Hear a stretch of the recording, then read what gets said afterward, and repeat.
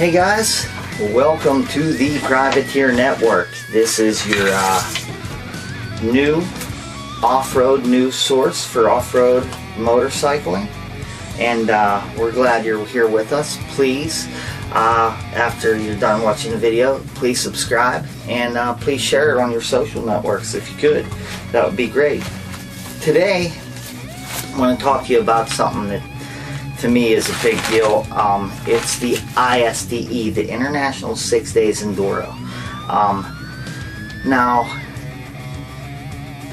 it's known as the Moto Olympics, the Motorcycle Olympics in the United States. It's a 6-day event that they have qualifiers here for. They have qualifiers for this race here in the U.S.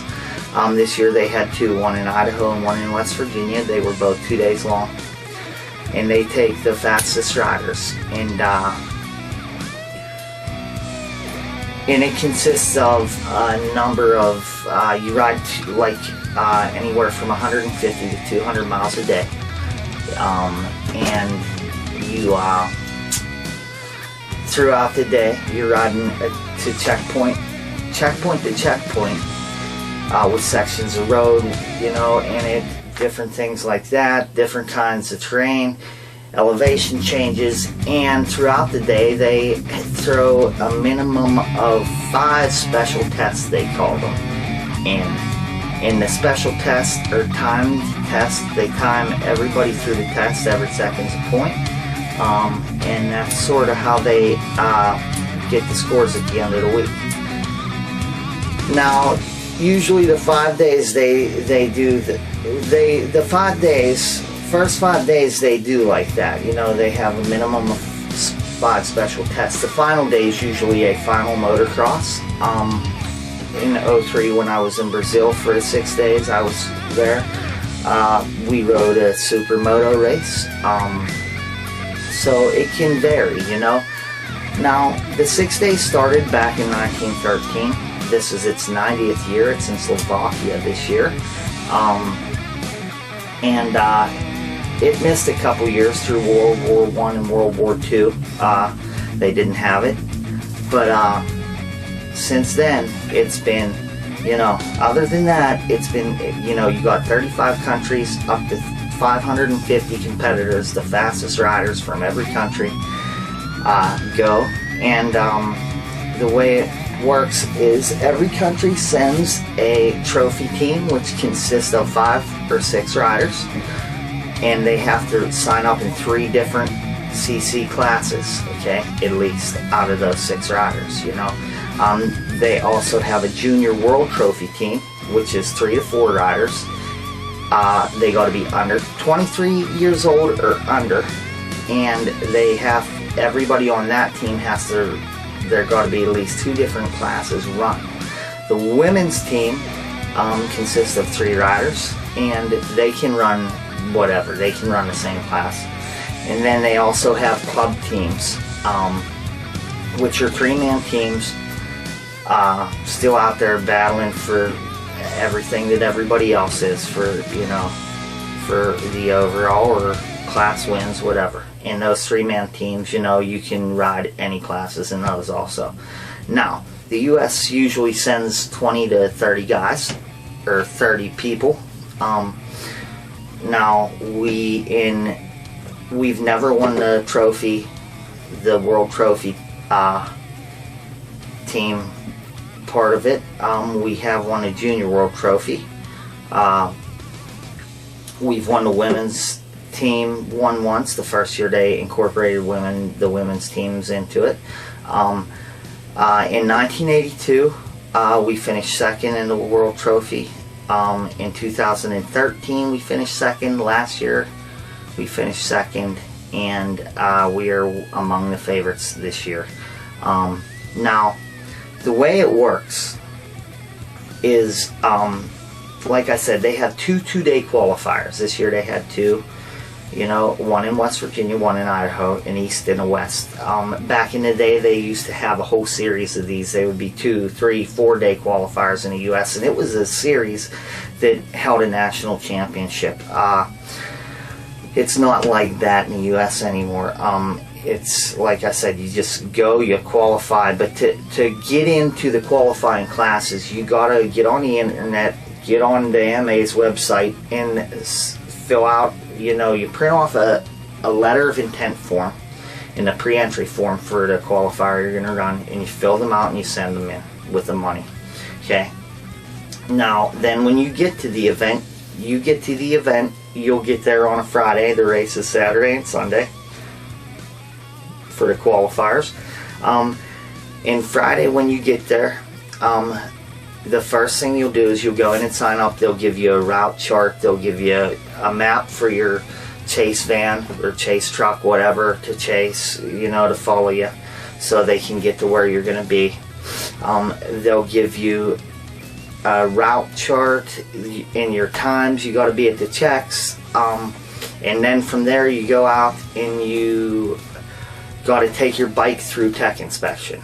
After tech inspection, it'll go into impound, okay? And then you won't touch it till morning. Tech inspection consists of, you have to have a, number one, you need a license plate, you need a driver's license, you need insurance, a tail light and brake light, headlight, a spark arrested silencer, 96 decibels or lower, and a lot of times they require a speedometer also, okay?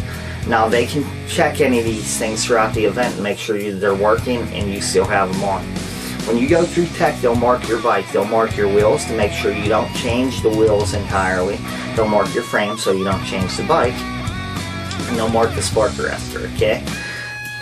Now, if you pass tech inspection, they send you in the impound to put your bike in there. You put your bike in the impound and you gotta leave impound immediately till the next morning. Now, when they give you your route chart, it'll say, you know, key times at 8 o'clock. If I'm riding a 125 and I'm on minute and my number's 8, okay, 125s always start first. Letter of intent classes start before all the other riders. You can go just ride these races and not qualify, or not try to qualify. Letter of intent's always first. So if I'm number 8, okay, and key time's at 8 o'clock in the morning, Saturday morning, minute 1's leaving at 8 o'clock, and there's 4 people on a minute. So 1, 2, 3, and 4, those numbers are going to leave at 8 o'clock. 5, 6, 7, and me are going to leave at 8:01. Okay. Now they'll tell you, you know, you got to be at the first check at 8:40. Is the time on the chart. Now you got to do your own math and figure these out for the next day. You know what I mean? So I would have to be at that first check at 8:41. Now throughout the day they're going to throw 5 tests in. Okay. These 5 tests will consist of either a terrain test or a cross test. The terrain test is going to be like more of a woods race, hare scramble, off-road type of test. Okay. The cross test is going to be a grass track, motocross, something like that. Now you are allowed to get there early, you know, Thursday or early Friday and go walk the test. You know, and like I said, you'll have 5 tests a day. Now, every second's a point in the test. The checkpoints, they make them pretty easy to get to. Usually you're early, which gives you time. You're allowed to work on your bike, look it over, whatever. You'll have gas stops with a big reset where you can eat lunch and stuff too. Okay. Now, if you're late for a regular check, then that's they give you 60 points because that's 1 minute. If you're 1 minute late, if you're 2, that's 120. You know, that's how they do that. So, you know, and the key at the end of this is the lowest score wins. You know, and they add up the times. So as long as you zero all the checks, the only times they're adding up is your special tests. You know, so that's key. You know, you want to get early, and you want to stay ahead of the clock, so you got time to look over your bike and keep ahead of schedule and be comfortable. Now, when you get to a special test, you'll see it. They'll have a sign that they start, you know, test 1, and you'll get to the guy will start 1 person at a time. He'll say 5, 4, 3, 2, 1, go, and you'll race as hard as you can until the end when you cross and it says finish test 1 or whatever, okay? And you got a transponder on, the time goes in the computers, you know, you move on from there to the next check. These are, like I said, 150 to 200 mile days. Now at the beginning of the day, one thing I did miss in the morning, when it 7:45, okay, 7:45, they're going to tell minute 1 they can go in the impound and get their bike and take it out. So they can take their bike out of impound and move it over to the entrance of the mechanics area. At 10 till 8, 7:50, with 10 minutes to go, they can move their bike into the mechanics area and work on it, okay? Now, at 8 o'clock when their number comes up, the first set of riders, that's when they start their bike for the first time, you know, and you got a set of flags that you got to get past. It's like 200 meters, something like that away. You got to get by within the first minute. Under the bikes, it's actually 20 meters, not 200. And you got to get by there before the first minute's up under the bike's power, okay? Or they'll dock you for that. Same thing in all the checks. If you don't get by those flags, they add points to your score, okay? Now, since it's such a long day, you know, you're riding road, in the trail, in the like grass track, motocross, all this different kind of terrain, at the end of the day your tires are worn out. So they'll have a check at, you know, they'll say there's a check here at 4:05. You know, you got to go through that at 4:05, so that would be minute 1. I would go through at 4:06 if I was number 8, okay? Now, when you go through that check, you can go right into the mechanics area, because what they'll say is you got to be impounded. If it's 4:05, they give you 15 minutes at the end of the day to work on the bike. Now, a lot of guys were really serious, like I was. You know, we would train changing tires every night. I would change 20 front, 20 back, do a bunch of air filter changes, brake changes, oil changes, so I'd get fast. And you know, I got it down where I was doing a rear tire change. I would, before the bike was on the stand, hit the clock, put it on the stand, take the wheel off, do the tire change, put it wheel back on, and tighten and back off the stand in 2.5 minutes. Front tire I was doing in about 2 minutes, you know. Anyways, guys that are serious get this stuff down so they can do it all in that 15 minutes, you know. It's a lot of work, a lot of work besides the work you're putting in riding and training, you know. So at the end of the day, when you got to be an impound, so if you had to be at the last check at 4:05, you would have to be an impound at 4:20, and then you don't touch it till Sunday morning again. Same thing over after that, and then they give you the scores, okay? Now what they do, they usually break it in half, and they take the, you know, so many fastest. I think it was when I did it in 03, they took 13 fastest from the east and 13 fastest from the west, and that's who went. And you know, the top 5 or 6 are the trophy team, and so on and so forth, like I said, okay? Now, so, you qualify to go the 6 days, okay? 3 months prior to the event, you got to have a bike set up, tore down, and put in a crate like it comes from the manufacturer and shipped to Oregon or wherever the AMA's having you send it, to put it into the container to go on a boat to wherever the 6 days is, because it's in a different country every year, just like the Olympics, okay? So, 3 months prior, your bike's gone, left. Okay, so now your bike's gone. When I went, I took me, my mechanic Timmy, and another person, and it cost me around $35,000 to go. No, the U.S. don't pay for this. You know, I did fundraisers. A lot of people do that. It's very, very expensive. Most riders pay their own way. You know, and it's not cheap. And the crazy thing about it is we all pay our own way, and then you don't get a number 1 plate. You don't get any media, barely at all. You don't get no money. You get a medal about the size of a $50. It's either gold, silver, or bronze. Okay. Now, to get a gold medal, you got to finish within 10% of the leader of your class's time. Okay. Now, for a silver, you got to be within 25% of the leader of your class's time. Anybody after that finishes gets a bronze medal. Okay. Now,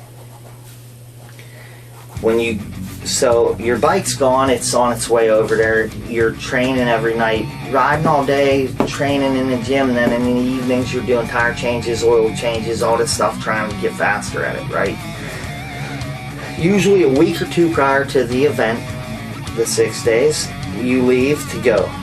When you leave to go, you get there, and you have all the time leading up to the event, except the day before, or sometimes 2 days before, when you got to test your bike to get it right. They give you practice tracks to test on. You can walk all the special tests and get an idea of the course, you know, and so on and so forth. Get your eggs in one basket. Now, everybody from the U.S. is required to take one civilian, we'll call it, or pit man or ground guy. Okay. Now, this ground person will be responsible for helping you get all this stuff in order, and will also be responsible for, they got to work either a gas stop or a check or something like that, where the U.S. is going to send people to help their riders out. You know, a lot of times countries will send chase riders. I know before it was illegal. I don't know now if they're still doing it. I know it's probably still illegal, because this is a test of man, machine, and your ability to get through super tough conditions and finish long, physically and mentally demanding days. Okay? Now,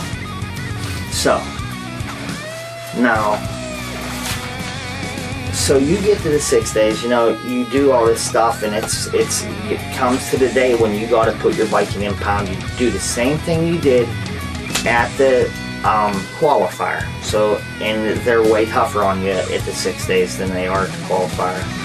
So, finally, your bike's in impound. You know, you're like, oh, thank God, big weight off your shoulders. All you got to do is wait for the race, right? So, morning of the start, when they tell you to go get your bike out of impound, the whole thing starts over again. All this stress you're worried about your bike starting, you know, so you can get past that first set of flags 20 meters out, you know, and you're worried, you're stressing. There's thousands of people standing there watching the starts, and it's really intense. Okay.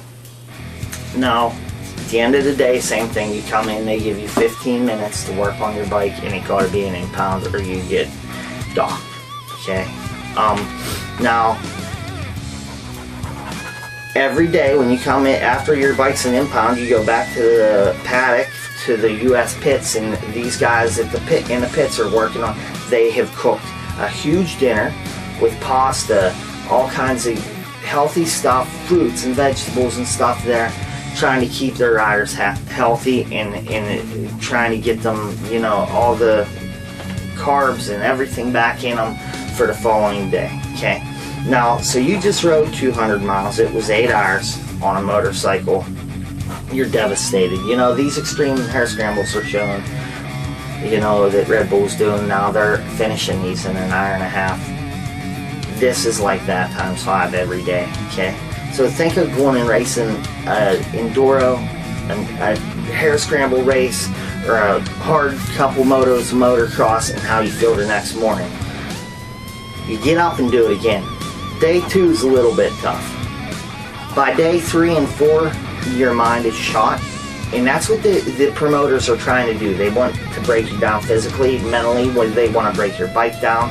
They want to draw people out of this race to prove who the best are, you know.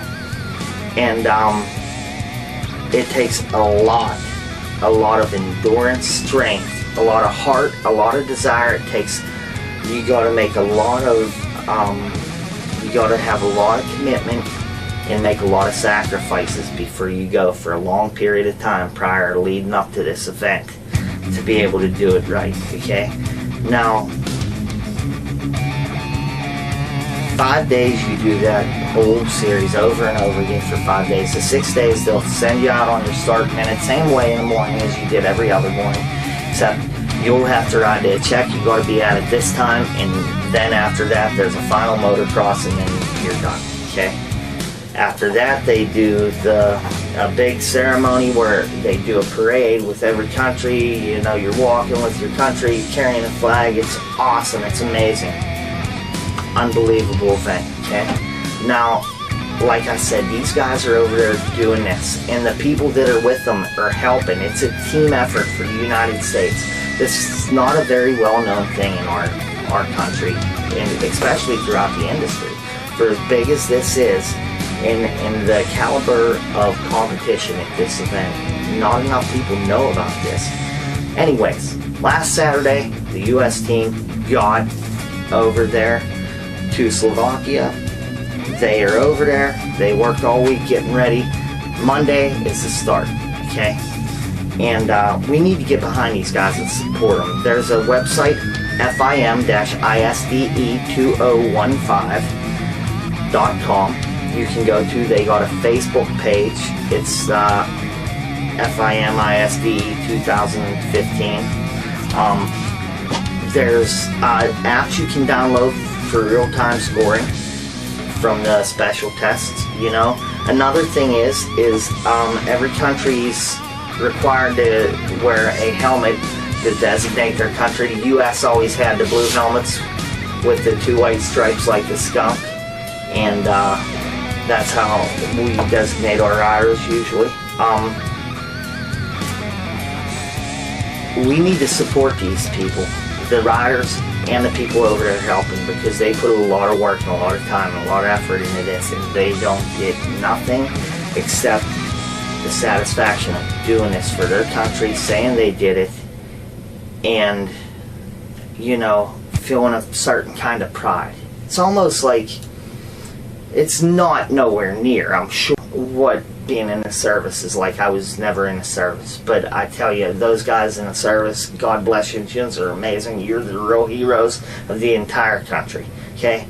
But this is something along those lines, same as like the trophy designations, you know, the motocross designations.